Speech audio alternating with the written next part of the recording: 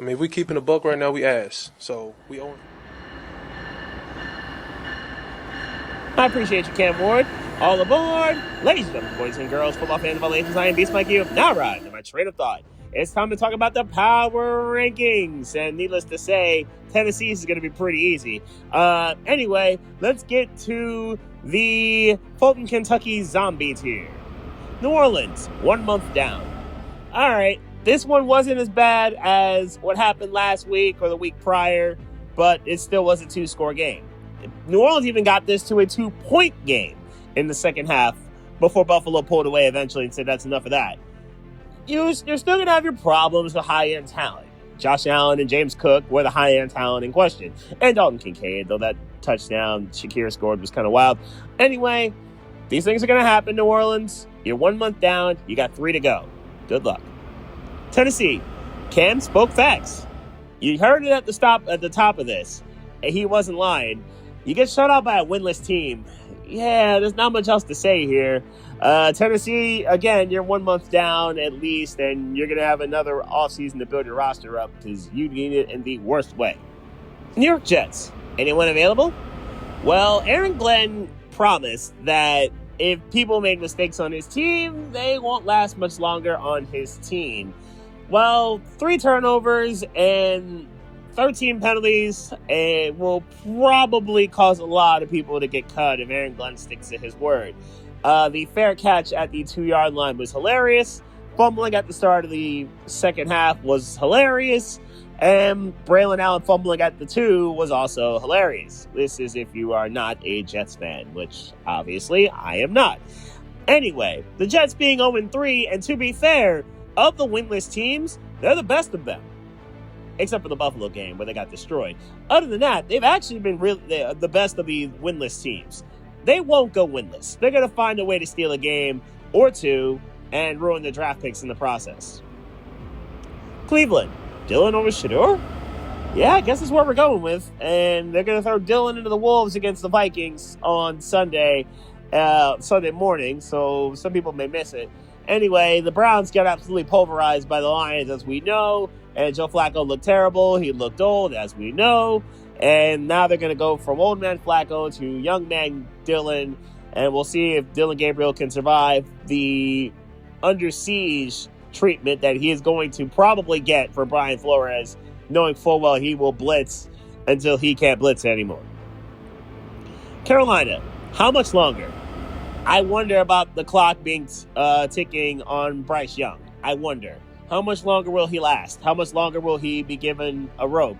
As he was benched for Andy Dalton towards the end of the game, and to be honest, it seemed like it was a mercy killing. New England isn't very good, like I've said before, but New England seems to be far better than Carolina or several of these other teams that I've already mentioned.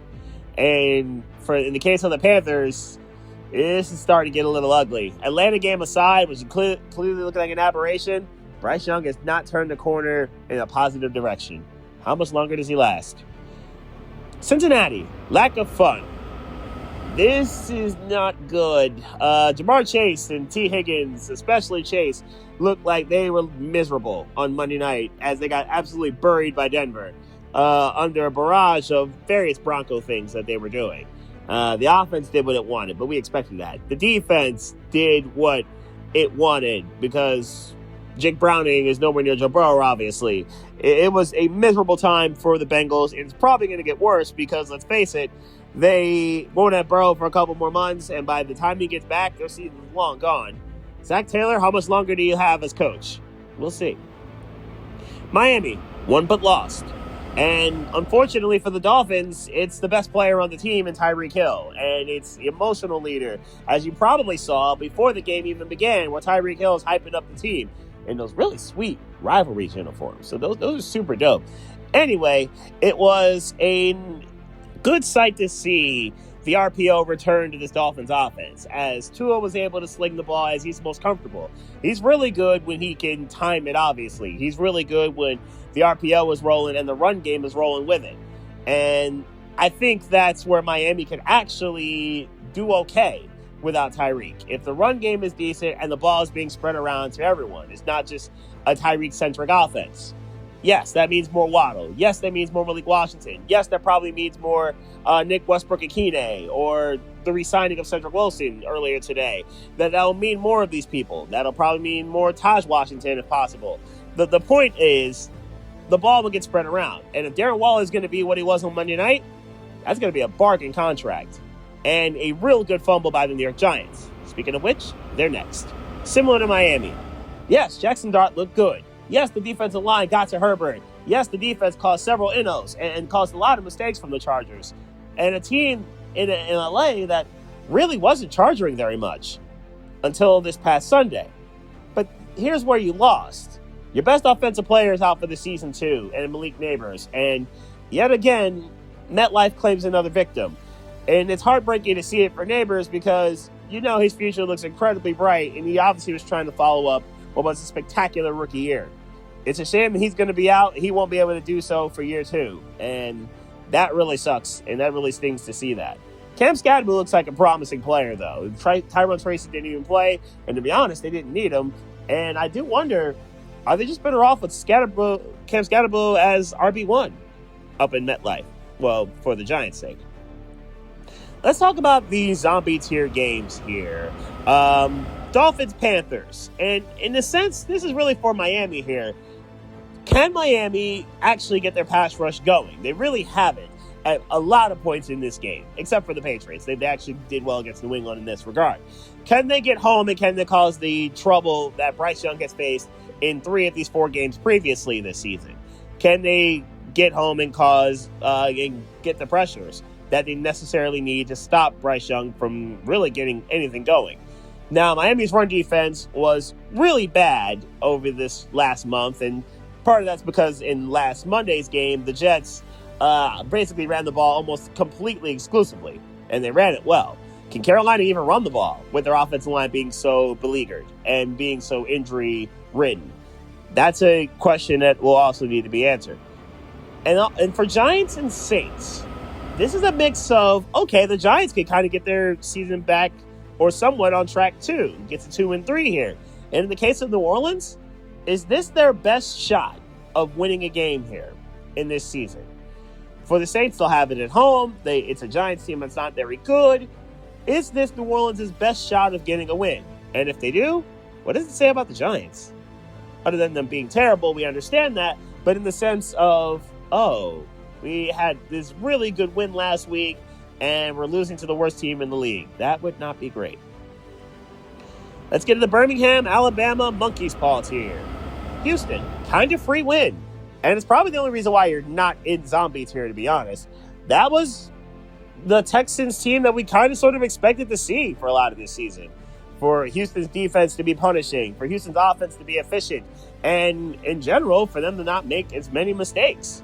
This is a good win for the Texans and a much sorely needed one. There'll be more on Houston in a moment. They'll be facing Baltimore. The Ravens obviously plummeted to the bottom of this tier, and the reason is simple. Defense is alarming. This defense has looked awful in 3 of these 4 games. You got a free win against Cleveland. Good. Congratulations. They've looked awful against actual offenses. Kansas City hasn't looked like an actual offense for a lot of this season, and then they look vintage against the Ravens. You can't have that, Baltimore. Never mind the fact that Derrick Henry has been sluggish the last couple weeks. Never mind the fact of the Lamar Jackson injury, well, now he's out for a couple weeks. Never mind the fact that all the injuries have happened, actually, because of the fact, perhaps, that the injuries have happened on the defensive side of things. It's looking real bad for Baltimore. Again, more on the Ravens in a little bit. Las Vegas. GT broke out. Is this the Aston GT that we were going to expect and see for a lot of his career? If so, then the Raiders got one. And he looked really good against a Bears defense that, sure, is kind of mediocre at times, but you got to start somewhere, right? And we've been waiting for Aston GT to make a move and make a jump like he did at Boise State. And here we go. This might be it. It's a shame that kick got blocked because they would have been rewarded for such a success. Although Geno Smith, that was not great. That was a pretty ugly performance by Geno, and he's thrown a lot of NOs these last few weeks. That can't continue. New England, see week 2. Remember when I told you that when New England plays a clean game, New England's perfectly fine? Well, this is what happened here. Sure, the opponent's also in play here because Carolina's bad, but when New England plays a clean game, they've got a fighting chance against most teams, to be honest. And in this case against Carolina, they let Carolina do the self-destructing, and it was a serious beatdown that they laid on said Panthers. Good work on New England's part. They have a crucial game coming up this weekend. I will talk about it. Dallas, moral win. This was not as expected. Sure, their defense gave up a bunch of points. We expected that. But for their offense to be that productive and that efficient against a very talented Packer defense without CeeDee Lamb is incredibly impressive. Javonte Williams has played some really good ball this year and looks like their RB1, to be honest. I think he should be treated as such. George Pickens was spectacular on Sunday Night Football. There was nothing the Packers could do about it. Dak Prescott was very impressive. He did his part and did his part really well. The defense obviously has to do something, anything, to stop anyone from scoring points. But if their offense can score like this, Dallas is going to be in some more games than we expect them to be in. Chicago, gritty, tough win. Yes, Athens GT lit them up. Understood. But the Bears forced the turnovers they needed to. They also got some stops they needed to. They weren't as, I would say, productive offensively. Caleb Williams was not as great as he was against Dallas. But when the defense does its part, it's perfectly okay. You don't need to. And that's all right. Chicago gets to 2-2 because of a good, gritty team win. And after what happened a couple weeks ago with Detroit, they need more of those. Good work. Minnesota, the quick game. When Brian Flores is able to blitz and is able to have his corners lock onto the receivers and keep them from getting open enough to make a play, the defense gets home, and they get home at an alarming rate. We saw this against Cincinnati, for example. I would expect to see this against Cleveland on Sunday. But the team in between that they've played, the Steelers, were able to adapt against this. And Aaron Rodgers was able to get the ball out very quick against this, which really negated and neutralized the blitz that Brian Flores tends to send. Minnesota somehow got in this game because Pittsburgh decided to be a little careless with the lead, but this was a game that Minnesota just simply wasn't good enough to win. They're not in bad shape. They're 2-2, which will work, but it's starting to get a little late fast because the Packers and the Lions are still very good teams. And Washington, life without Jaden. And it's a shame because their offense actually looked pretty good these last 2 weeks. And this past Sunday, they just ran into a better offense, or at least a healthier one, with Bijan and Drake London both having dominant games. The Commanders, I think, will be okay depending on the opponent in question. They have a harder one this week against the Chargers. But as long as Washington can hold it afloat somewhat until Jaden Daniels returns, I think they'll be okay. They just have to hold it afloat. Let's get to the Monkey's Paw tier games of interest. Texans, Ravens, as I've mentioned before. This is a kind of a sink or swim, fight or flight type of game when it comes to Baltimore. Baltimore loses this game. You're telling me they're 1-4? That's kind of tough. That's kind of tough to come back from with or without the injuries. Obviously no Lamar, which means I'm a little concerned about that offensive line against the Texans pass rushers and Will Anderson and Danielle Hunter. I'm a little concerned about that. And I do wonder, how will Baltimore cancel that out? Can Derrick Henry do what he normally does against the Houston Texans, which is feast and dominate like a king? As opposed to C.J. Stroud against the Ravens, or what's left of the Ravens defense. I do wonder if they can get any pressure at all against Stroud. It's something I'm very interested in. Without Roquan Smith and Adebuki's out, Humphrey's got injury issues, and we got the injuries for Kyle Hamilton. Like, there's a lot going on here, and none of it good when it comes to the Ravens defense and their health issues. Critical game for both teams because the loser is in some real trouble, and the winners at least kind of sort of in play in their respective division. Patriots-Bills, Sunday Night Football game, and I think it's real simple for me. New England, where do you stand? We've seen the other two teams play the Bills in this short part of the season. The Jets got obliterated. Miami put up a fight. Where do you stand, New England? Where do you stand in this hierarchy? Now, Buffalo's going to go pretty much whiteout type of flow, not just the uniforms, but they're going to also do it when it comes to the fans. The fans are going to be encouraged to wear white. They will probably acquiesce. And it'll, I think, be a pretty good scene at Ralph Wilson Stadium on Sunday Night Football. Yes, we're going to have to go through 3 hours of Chris Collinsworth gushing over Josh Allen. That's par for the course.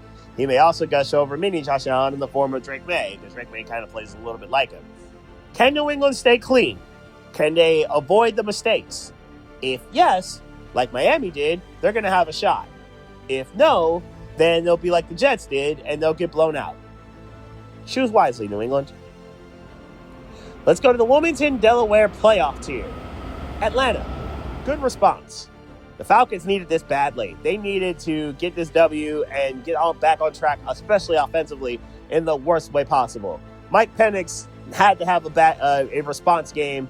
He showed it. Drake London played well. Bijan Robinson played well. The offense as a whole played well. Yes, the defense got a little beaten up in terms of the points and things like that, but Atlanta needed this in the worst way possible to get back on track, and that's good for the Falcons that they were able to get back on track. Pittsburgh, closer than needed. I don't get why the Steelers didn't just put the foot on the throat and finish them. I don't know why they allowed Minnesota to have a shot to come back, and ultimately, Minnesota, with a little bit more time, might have come back. That was a little too close for comfort. What was good was DK Metcalf doing his thing. What was good was that the Steelers' defense played well. What was good was that Aaron Rodgers played well. There were some redeemable parts here. They forced turnovers. Like, they were generally a pretty solid bunch, was Pittsburgh. Just don't play with your food. That would also be good. Arizona, Marvin can catch. Good work by Marvin Harrison. And kind of sort of in his quest to redeem himself or take away the ammo of the critics, because that was a great touchdown catch. And he had a generally good game against a pretty good defense in Seattle. Unfortunately, the Cardinals' offense got it going too late, and Seattle had the ball last, which is not great, but it will do. Arizona losing 2 games basically by field goals, there's no shame in that. You just need to see the Cardinals win more of these games against the better teams. San Francisco, is Mac better? He might be. And so far this season, he has been better than Brock Purdy. Because in the games that Purdy's played, it has not looked great. In the games that Mac Jones has played, he's been stable, which is saying something. But it's the truth. Take last game, for example, against the Jaguars. A lot of turnovers, a lot of fumbling, just a mess from Brock Purdy. And maybe he came back a little too soon. One could argue that. It just was not great. But with Mac Jones, the turnovers just haven't been there. Not New England style, hilarious turnovers. Anyway, speaking of Jacksonville, they're next. Sneaky good defense. 4 straight games, 3 turnovers in each of them. That's impressive. And their defense is really getting after it. They are getting home at an alarming rate. They're one really terrible defensive drive away from being undefeated. And that's an honest to goodness truth. And they're going to be kicking themselves if they don't make the playoffs because of it. That was a really bad PI by Travis Hunter in that game. Anyway, the Jaguars are moving like a well-oiled machine, mostly. Trevor Lawrence hasn't really had that signature game, but the rest of them are moving at a very good rate. I like what I'm seeing from the Jaguars. Can they force 3 or more turnovers against Kansas City? Mahomes masterclass. That's what this was against the Ravens. They kind of had to have it because the loser was going to go 1-3, and because the Ravens defense is so bad, this was a I must cook situation, and Pat Mahomes absolutely cooked. And getting back to Xavier Worthy opened up so many things for this offense and allowed him to spread the ball around and be that much more dangerous than he already was, which, if you're giving Mahomes more weapons, you should be very terrified. Kansas City may be back on track here. They're in a real good division, but they may be back on track, and that should be terrifying. Denver, good bounce back. Yes, you lost 2 games by field goals. Understood. It happens, even though the first one was completely avoidable. Anyway, Denver has looked better on defense the last few quarters, and especially against the Bengals, you were supposed to. At least for Jake Browning, anyway. Very impressive performance by Denver. Once Bo Nix got going on offense, the game was a wrap, and you could have pretty much watched the Dolphins game, because that was way more interesting. Anyway, good performance by Denver. All in all, well done. you're going to have a monster test that I will talk about in a little bit. And the LA Chargers. O-line concerns. We knew this from the injury to Rashawn Slater, but now Alt's hurt, and Alt's going to miss some time. That's a terrible situation. You have two bookend great tackles on the left and right sides of it, and now they're both out. We saw the results. And matter of fact, we saw what this line looked like with just Alt and not Slater. Denver destroyed them. And now you're talking you need pass rushers against them without Alt and Slater. I'm a little concerned here. I'm a little concerned about how that's going to go because Justin Herbert, without his two blindside guys or tackles, it looked really, really rough. That was really concerning. I'm not concerned that they're going to completely Charger yet, but we're getting there. This was the first step to that. Playoff tier games of interest. Rams, Niners, big game for San Francisco with all the injuries that the Niners have had. And now you're going to have Mac Jones go against the good Rams defense. And said Niner defense got to go against Puka Nacua, who's been outstanding thus far this year. And I would say a month of the way through, my early candidate for Offensive Player of the Year. He's been that good. This is a monster game. And for the Rams, you can really put some distance between yourselves and San Francisco if you were to get this job done. And now you're 4-1 when your only loss being special teams defense at the link. This is a big game tomorrow night. I'm looking forward to seeing it. And then there's Chiefs-Jaguars. Grand opening, grand closing in week number 5. Monday night game down in Duval. Jacksonville, how ready are you for the big time? How ready are you for the big stage? Trevor Lawrence, is there a big game in you on said big stage? This is a measuring stick game for Jacksonville in a similar route that the New England game with Buffalo is. How far have you come? And how far do you have to go? Can Jacksonville's defense cause anywhere near the damage that they've caused in the first 4 weeks of the season? And as for Kansas City, can they get to Trevor Lawrence? Can they cause him to make mistakes and be kind of sort of ineffective and inefficient? Can they stop Travis Etienne? Because he has played really well thus far this season. This is a very crucial game for Jacksonville. And I'm very sure there's a drinking game coming for the Juwan Taylor false start challenge. Mr. False Start did get engaged, though. Congratulations to him. I don't know if he got up before he asked, will you marry her? I don't know if that happened. Anyway, let's get to the New York City title tier. They won't win titles in baseball. That's okay. Anyway, Seattle, good, hungry defense.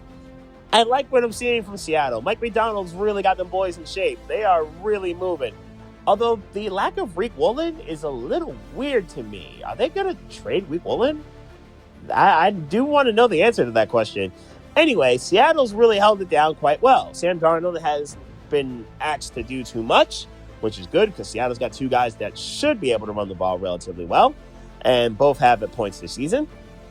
So that's kept Seattle relatively afloat. They've done a very good job. Legitimately, maybe one fumble away from being undefeated, and that's where Seattle is right now. They've been very impressive thus far. Tampa Bay need better starts. There's a reason why Tampa Bay's pretty much had to come back from crazy deficits in all these games or crazy circumstances in all these games. With the exception of the Jets, they really haven't started that well, and that's a little disappointing to see from a Bucs team that's got a good amount of firepower, to be honest. I get it, Mike Evans is out, and that really sucks because Mike Evans has had a spectacular career and can still ball. But Bucky Irving can play well, and he has continued to, and Emeka Egbuka has played really well. You just need this team to start a little bit better on offense, at least a little bit quicker on offense, at which point their defense will be fine. And they did a really good job last Sunday against the Eagles in clamping down A.J. Brown and clamping down the entire offense, for that matter. It just didn't start well, and by the time they got it going, it was a little too late. We're going to stay with the Bays and go from Tampa to Green. Concerned about defense. What happened here? The first 2 weeks, the Packers looked like world beaters when it came to the defensive side of the ball. They clamped up Detroit and Washington with relative ease. This is with Jaden Daniels, too. They clamped those teams up with relative ease. The last 2 weeks? Okay, Cleveland, they were fine, but Dallas made them look really bad without CeeDee Lamb, and that's a concern to me. That is a very wild circumstance that I don't think anybody saw coming. There were no answers for Javonte Williams either. And again, all of that's really concerning. I do want to see if this is a blip or if this is a trend. The Packers will be off this week, so we won't see them play. But I do need to see when they do play next if this is a blip or if this is a trend. Indianapolis, AD Mitchell game. Yeah, that's what this game's going to be remembered by, because if he holds on to the ball, they probably win, and they move forward with the dub here and go on to 3-1. They would have been generally fine, and the world would be basically collapsing on itself when it comes to the Colts. They did overall generally okay, AD Mitchell aside. Daniel Jones played pretty well. Jonathan Taylor had the long touchdown run that got taken away because of Mitchell. And the Colts defense did what it could against people not named Puka Nacua, except for the fact that Puka Nacua went God mode. Aside from all of this, the Colts didn't play a terrible game. And I don't blame Daniel Jones for the at the end. It's just, this game could have been won, and it wasn't. Speaking of the Rams, you're next. Puka Nacua season.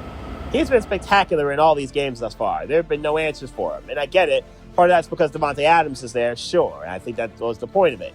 And I get it. Kyren Williams is there. That's kind of the point of it. And Tyler Higbee. And Matt Stafford's doing his thing. The offensive line's holding its water, which is what you needed here. The Rams' offense is humming right now. And that's a good sign. Just don't blow leads. You'll be okay if you don't. The defense is doing its part admirably. I think it's what we expected of from Jared Verse and company. Just hold leads together when you have them. Detroit, looking normal again. Yep, the Lions are showing that week 1 was a fluke. They've hung a 30-piece in every game since, and obviously the 50-burger against the Bears, where they just weren't nice to Ben Johnson at all. They weren't very hospitable. That was a casual 30-piece that they hung on Cleveland. It felt like they could have done a whole lot more damage and opted to just do the 34 that they scored. And it can hit you, obviously, with so many different ways. From Sonic and Knuckles to the Sun God to Jameson Williams to Sam Laporta. They can hit you in so many different ways. And their weapon of choice this time was Amon-Ra, as the Sun God pretty much burned Cleveland into the ground and turned them into dust. Good work by the Lions to keep their offense humming, because that's kind of the expectation now. Buffalo, really easy schedule. Have you seen what Buffalo's been up against this year? They faced the Ravens, who look like a fairly bad team, and they had to steal that game for Ravens self-destruction purposes. They faced the Jets, who are winless. They faced the Dolphins, who at the time were winless. They are currently they're going to face the Patriots this week, who, okay, they might be decent. And you got New Orleans, who are the worst team in the league. Not a hard schedule. They have not really been tested except for the Ravens. And even that's looking like a questionable test.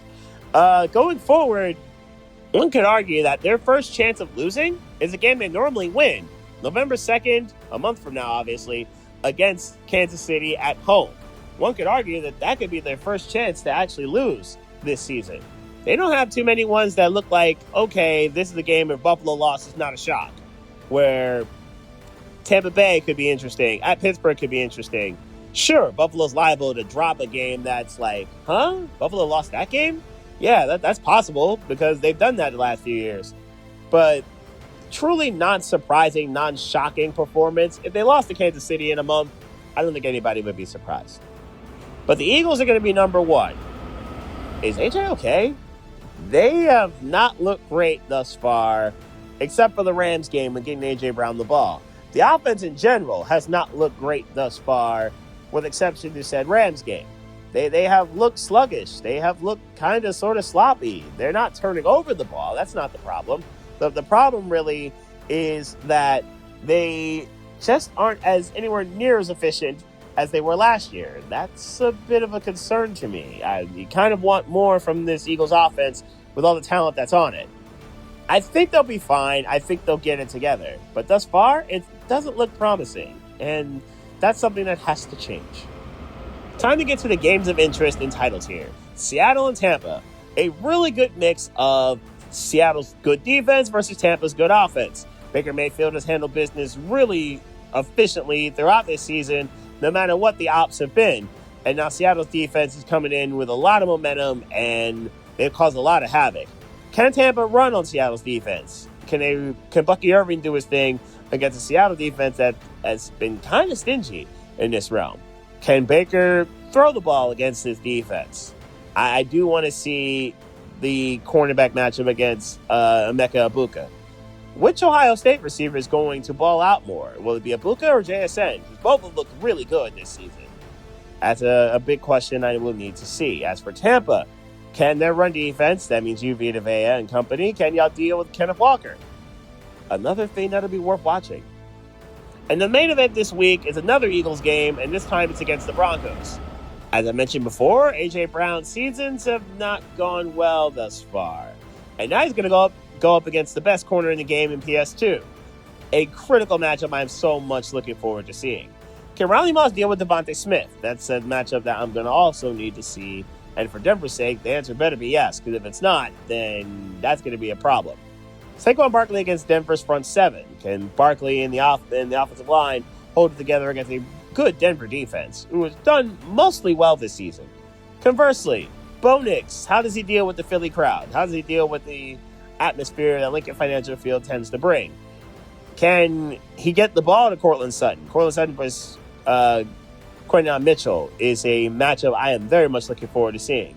Vic Fangio's old team versus his current team. It's something else that I'm also looking forward to seeing. What kind of looks will he throw at Bo Nix? And can Denver possibly run the ball? A big matchup for both these teams and a big matchup for both conferences. So there you have it. That is this week's Power Rankings. My baseball picks are currently up on the baseball recap video where I recap the regular season and preview the playoffs, so you can find them there. You will find the picks for this week on my Sports Lounge page as always. And as always, it's the Thursday night game that'll lead off the particular picks. That means Rams, Niners, you are the first stop of my next train of thought.